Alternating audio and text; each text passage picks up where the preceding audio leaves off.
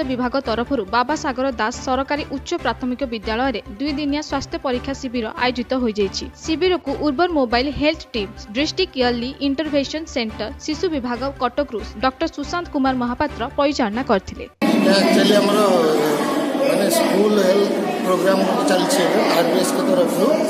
सेटा हमर शिशु भवन एटा एबे अछि अर्बन रे आ एटारे हम मेनली 4टा डिजीज रो 4D रो स्क्रीनिंग करा हबो हेड टू टो सेथरे हम मेनली विजन इंपरमेंट हियरिंग इंपरमेंट लो माने सीएसडी हार्ट डिजीज रो कुछ प्रॉब्लम छुआ में थिले सेटारे टर्शियरी रेफर हबो शिशु भवन हमर हार्ट रो सब फ्री ऑफ कॉस्ट रे जो मानकर डिजीज बाहर डिटेक्ट हेले से मानको आमे नै कि टर्शियरी रेफर हबो बाहर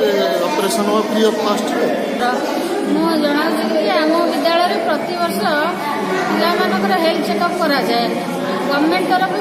मागणा से चेकअप करती एवं पिलांकर स्वास्थ्य परीक्षा करी जार जा आवश्यक औषध देइतांती। ए वर्ष शिशु भवन तरफ यही प्रोग्राम टी करा डाक्तर एवं डाक्तर आसछंती